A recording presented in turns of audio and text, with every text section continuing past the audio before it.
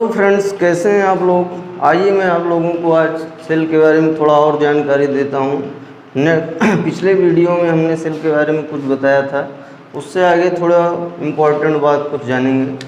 आइए देखते हैं।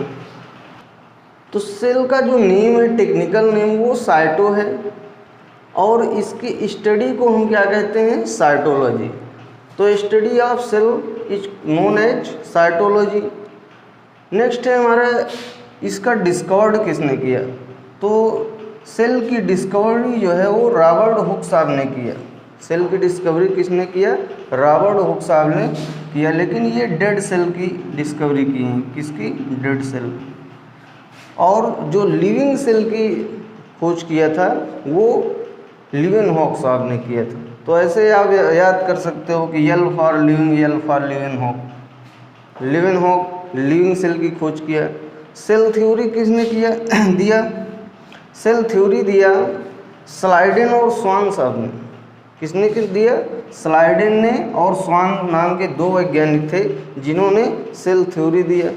सेल थ्योरी में इन्होंने बताया कि जो नई सेल्स की उत्पत्ति होती है वो हमेशा पुरानी ही सेल से होती है, यानी न्यू सेल्स जो है का फॉर्मेशन ओल्ड सेल से होता है।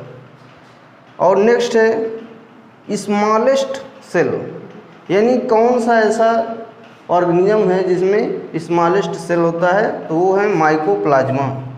वो क्या है, माइकोप्लाज्मा। माइकोप्लाज्मा में स्मॉलेस्ट सेल होता है और माइकोप्लाज्मा एक बैक्टीरिया है। ये सबसे स्मॉलेस्ट सेल इसी में पाया जाता है, जिसकी लंबाई जो है 10 माइक्रोन मीटर होती है। कितनी होती है, 10 माइक्रोन मीटर।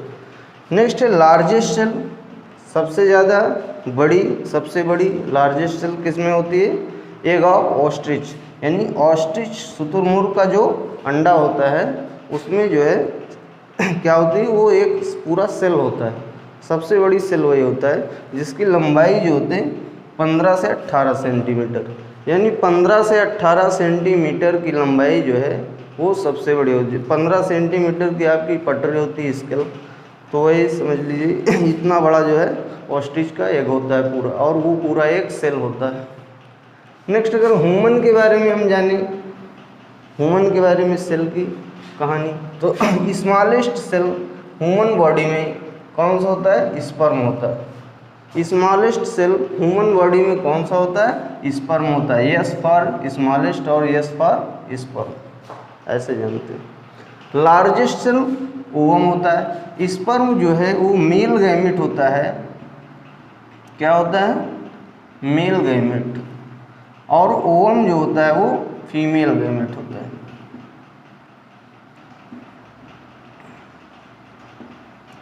ओवम जो होता है वो क्या होता है, फीमेल गैमेट होता है। तो मेल गैमेट सबसे स्मॉलेस्ट होती है और फीमेल गैमेट यानी ओवम जिसे कहते हैं वो सबसे लार्जेस्ट सेल होती है। नेक्स्ट है लॉन्गेस्ट सेल, यानी सबसे लंबी कौन होती है, तो न्यूरॉन होती है। न्यूरॉन ऐसे बना होता है, कुछ इस प्रकार का न्यूक्लियस होता है और यहाँ पे ऐसे उसका टेल बना होता है। तो न्यूरॉन्स सबसे लॉन्गेस्ट सेल होती है। नेक्स्ट के every cell has one nucleus, यानी हर एक सेल के पास एक अपना न्यूक्लियस होता है। क्या होता है, न्यूक्लियस, केंद्रक।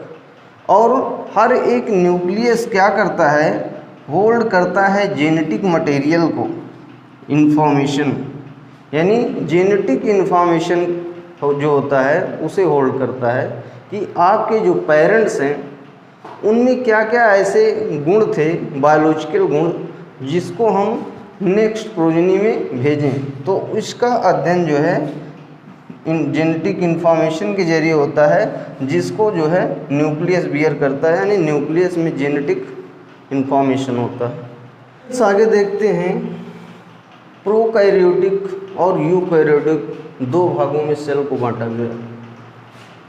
किसमें किसमें, प्रोकैरियोटिक सेल्स और यूकैरियोटिक सेल्स।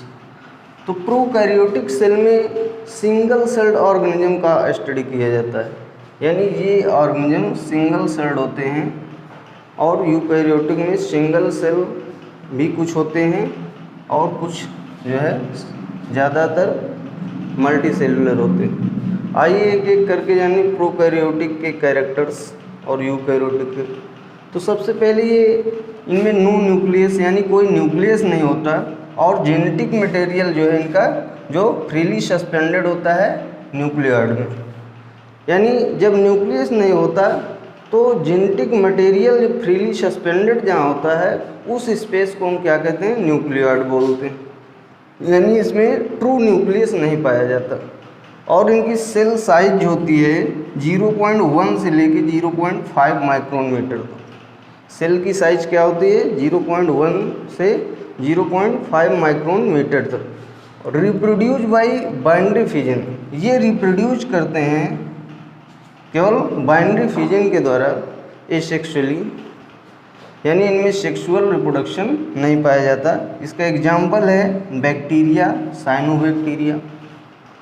ठीक, नेक्स्ट हम आते हैं यूकैरियोटिक की तरफ। तो यूकैरियोटिक सेल्स क्या होती हैं, यानी इनमें ट्रू न्यूक्लियस होता है। यूकैरियोटिक सेल में ट्रू न्यूक्लियस पाया जाता है।